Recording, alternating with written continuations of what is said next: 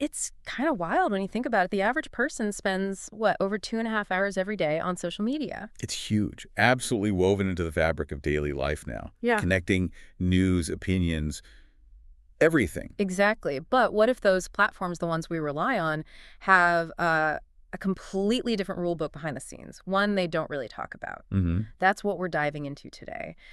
There's this, well, unexpected drama around a book that claims to pull back that very curtain. Welcome to the deep dive.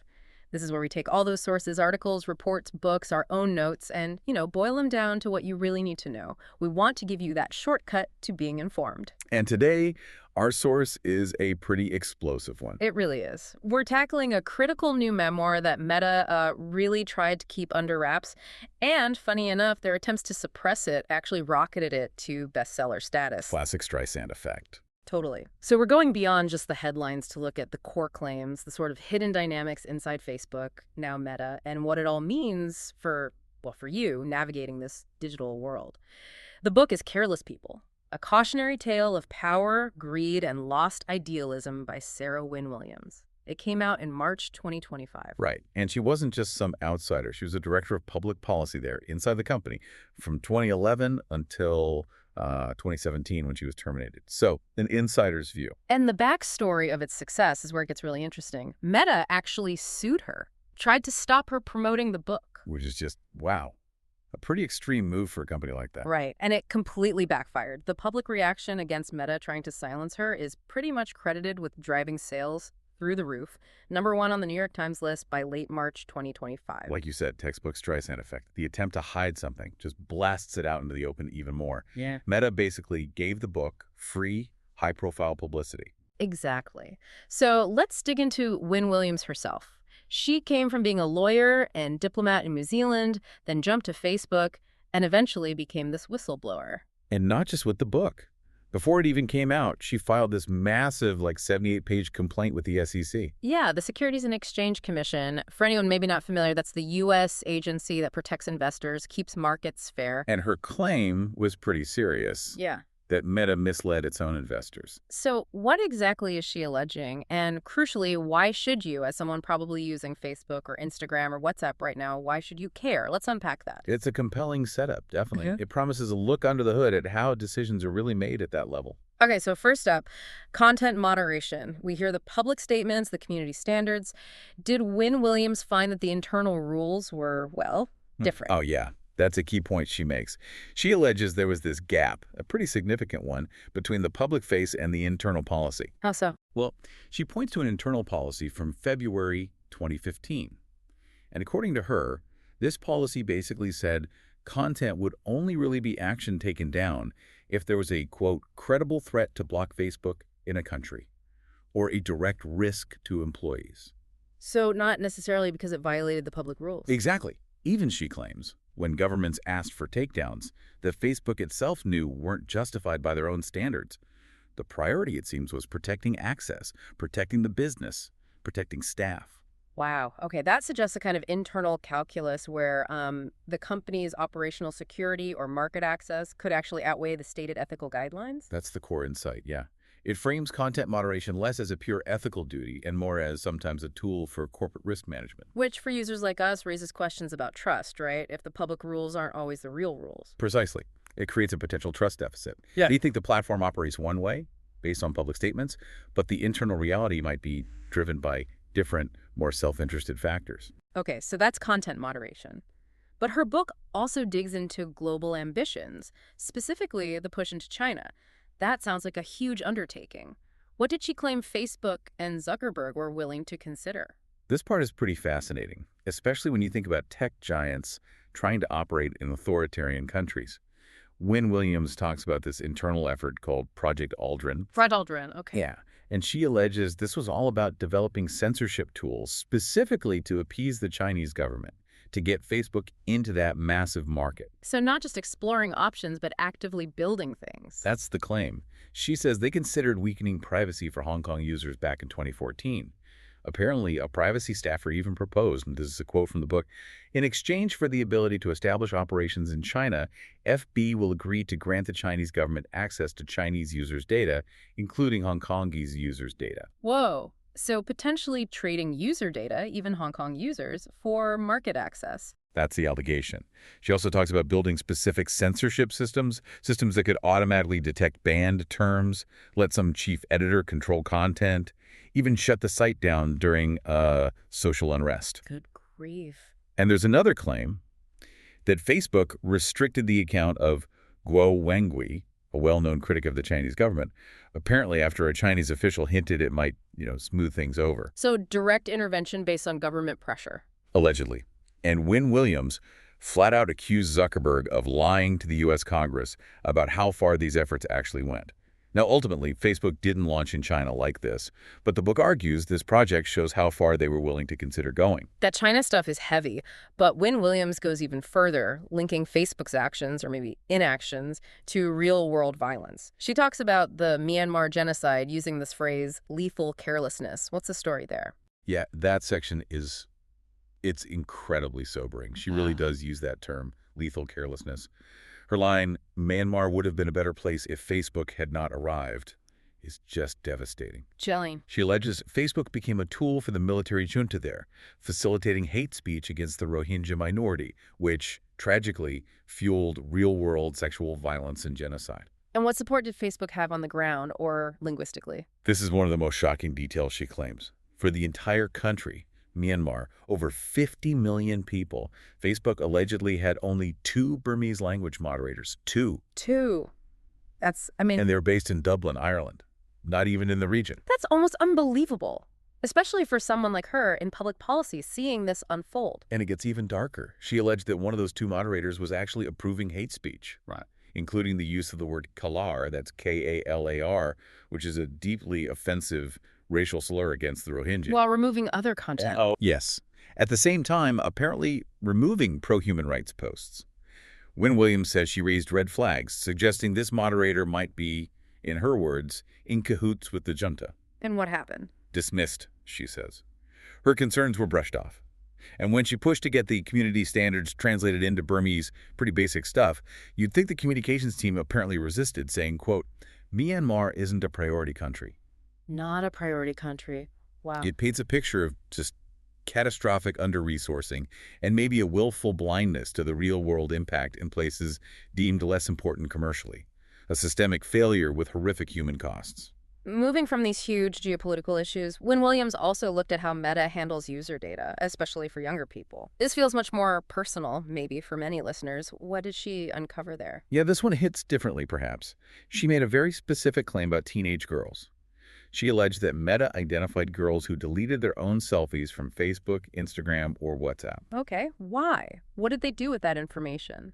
According to Wynn-Williams, Meta then passed that data, the fact that these specific girls had deleted selfies along, to third-party companies. And those companies used it to target those very same girls with ads for beauty products. Wait, so identifying a moment of potential self-doubt or insecurity, the act of deleting a selfie, and then using that signal to sell them beauty products. That's the allegation.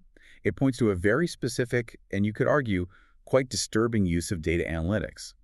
It implies they're identifying vulnerability and then potentially monetizing it. That feels deeply uncomfortable. It's not just abstract data. It's leveraging a potentially painful personal moment for commercial gain aimed at young people. Exactly. It turns private anxieties into marketable data points, raising really serious ethical questions about how user behavior, especially from vulnerable groups, is analyzed and exploited. Okay, let's shift to the internal culture. Beyond policy and data, Wynn-Williams made some pretty serious claims about the workplace environment itself at Facebook. What kind of picture did she paint? Well, it contrasts pretty sharply with the public image sometimes projected. She details allegations of sexual harassment by senior executives, including names like Sheryl Sandberg and Joel Kaplan, that she says went unaddressed. Unaddressed. Wow. Any specific examples she shared? There's one really striking anecdote involving Sandberg. Wynn-Williams recounts Sandberg allegedly telling her regarding a situation, "You should have got into the bed." Ooh, that's direct. Very. And then there are personal experiences. Being sent to Zika-affected areas in Japan while heavily pregnant, apparently to promote Sandberg's book. Being harassed for work updates while she was recovering from a near-fatal childbirth. Near-fatal. Good grief. Yeah, she even got a bad performance review where her male boss criticized her for not being responsive enough.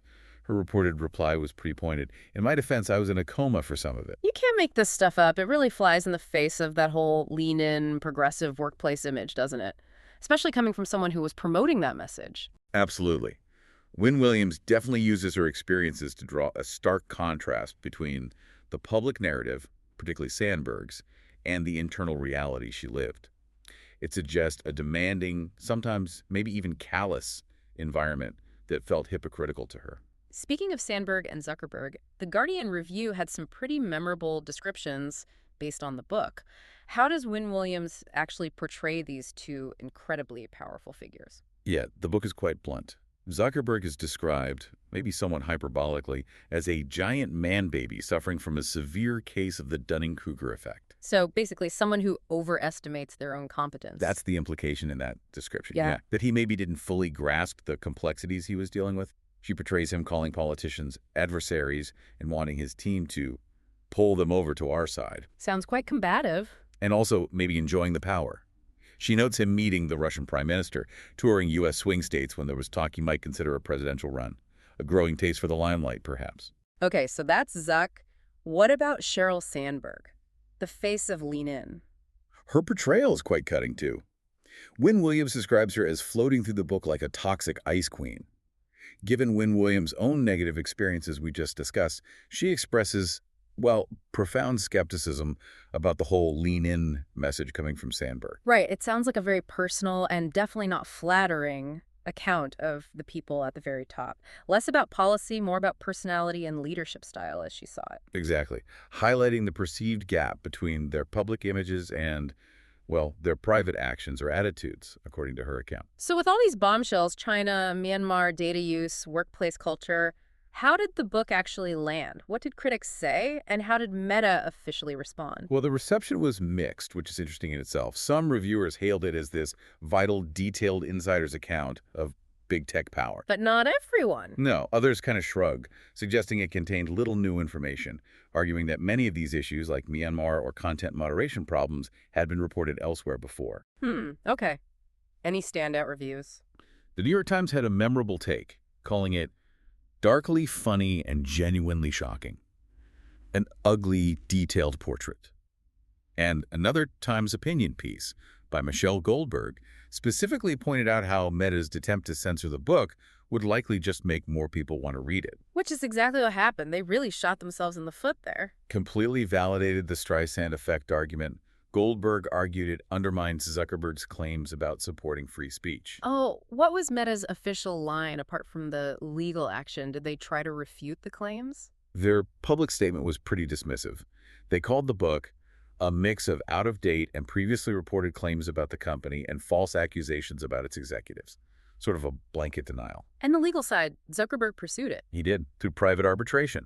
And initially, there was an order telling Wynn-Williams not to make disparaging, critical, or otherwise detrimental comments. Crucially, her UK publisher, Macmillan, basically said, nope, we're ignoring that. They took a public stand, which was pretty bold against a giant like Meta, and it allowed the book's momentum to continue. Okay, so this wasn't just a publishing sensation. It had real teeth, actual consequences beyond book sales, right? How did Careless People feed into more formal scrutiny of Meta? Oh, absolutely. It wasn't just noise. It directly informed official actions. In April 2025, Wynn-Williams actually testified before the U.S. Senate Judiciary Committee. Testified? About the book's claims. Yes, the hearing was explicitly called A Time for Truth, Oversight of Meta's Foreign Relations and Representations to the United States Congress. And during that testimony, she doubled down, claiming Facebook leadership worked hand in glove with China on censorship. So her allegations moved from the book page straight into a Senate hearing room. That gives them significant weight. Exactly. And it didn't stop there.